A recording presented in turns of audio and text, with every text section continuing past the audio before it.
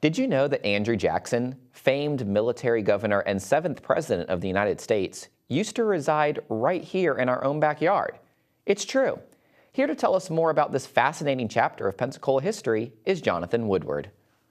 Jonathon, thank you so much for coming on today. Thank you for having me. Tell us a little bit about the Jacksonian Guard. Well, the Jacksonian Guard is a fairly new local reenacting organization that's comprised mainly of student volunteers from local high schools, and I personally am very privileged to stand as the commanding officer, as the second lieutenant. We portray soldiers from 1821 of the U.S. Army, but also some of the Spanish Army as well. Okay. And how did it get started in Pensacola? You told me it just started last year, actually. It did, yes. The Guard was formed last summer, to be exact, around May. And it was formed through the efforts of two local people, Mr. Wesley Odom, who owns Go Retro Tours and Armada Advisors, and Mrs. Pamela Homiak. Mrs. Homiak was inspired to help form the Guard when she was traveling during the 150th anniversary of the Civil War, and she noticed all these historic sites and all these cities had celebrations and their own reenactment groups that would commemorate certain events in that city's history. One that she particularly liked was the St. Augustine Garrison, which portrays Spanish soldiers from the 1740s, and they do musket firings, they fire cannons, they drill, they do what's called the Night Watch. It's a big parade they hold every year, and she thought, well, why doesn't Pensacola have something like this? Well, she came back and she heard, she was put in contact with Mr. Odom, and they helped come up with the Jacksonian Guard.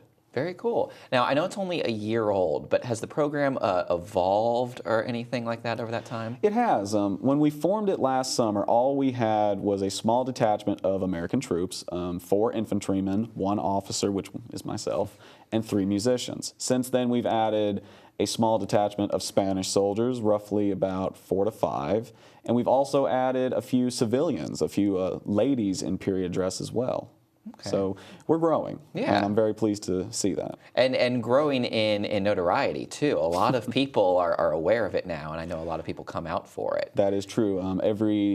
Every time we perform, it seems like the crowds get bigger and bigger, and I'm very happy to see that. Good. How often do you perform? We perform the 3rd Saturday of every month at 12 o'clock in Plaza Ferdinand down on Palafox Street. And how long does that reenactment last? The ceremony itself roughly lasts about 30 minutes, but we've also added period dancing to the program now, which takes up another 20 to 30 minutes. Okay, cool. So about an hour. Roughly in an all hour, sometimes. yes. Very cool. Tell us about that transfer of ownership that happened in Plaza Ferdinand. Absolutely.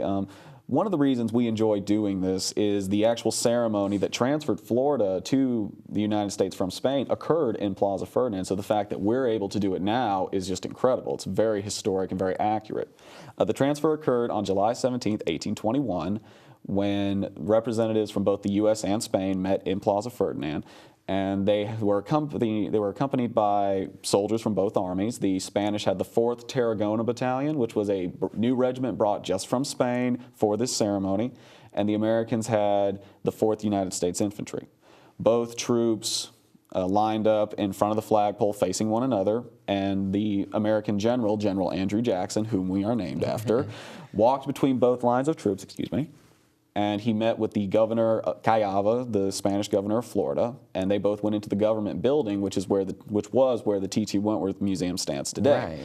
Right. They signed the documents, and the Spanish flag was lowered, the Stars and Stripes were raised, and Florida became a United States territory. Okay. Now, are there some differences between that historic ceremony and what you do today? There are, though we do try to keep it as accurate as possible. One of the biggest differences, the documentation of what happened immediately after General Jackson and Governor Callava entered the government building is lacking. So we have to kind of fill it in ourselves. We play music, we perform the manual of arms, which were how a soldier was taught how to handle his weapon. The crowds really like that. And we're actually about to add shooting. We're going to fire 2 to 3 volleys, I think, as part of the program as well, just to make it interesting for the crowd. Very neat. Yes. How does someone get involved with the Guard if they're interested? Well, the first step is to contact the Guard, and that can be done through our Facebook page, Jacksonian Guard, Pensacola, Florida.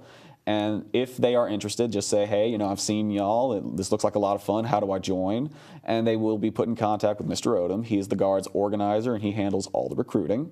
And if they are interested, and we should be able to accommodate new recruits, I don't think there'd be a problem for them. Okay. Do you actively recruit new members, or you just wait for people to approach you? Well, one of the difficulties in reenacting as a whole is the people you have to coax into recruiting, they're usually not that interested.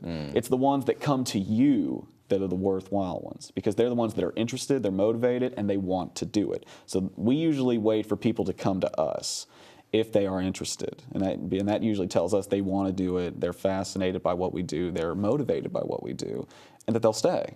Okay. Do you find that most of the participants are like history buffs or military buffs? Most of us are, in one form or another. Most of us do love history. I myself have a bachelor's degree in history.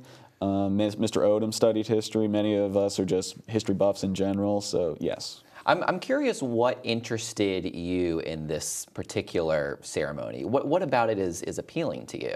Well, I'm a bit of a rare breed when it comes to Pensacola. I'm a native of Pensacola. I was born here. I've grown up here, lived here all my life. So to me, it's the fact that my hometown is where Florida officially became more or less part of the United States. So this is a very big deal for Pensacola's history, and it's not one people talk about very often.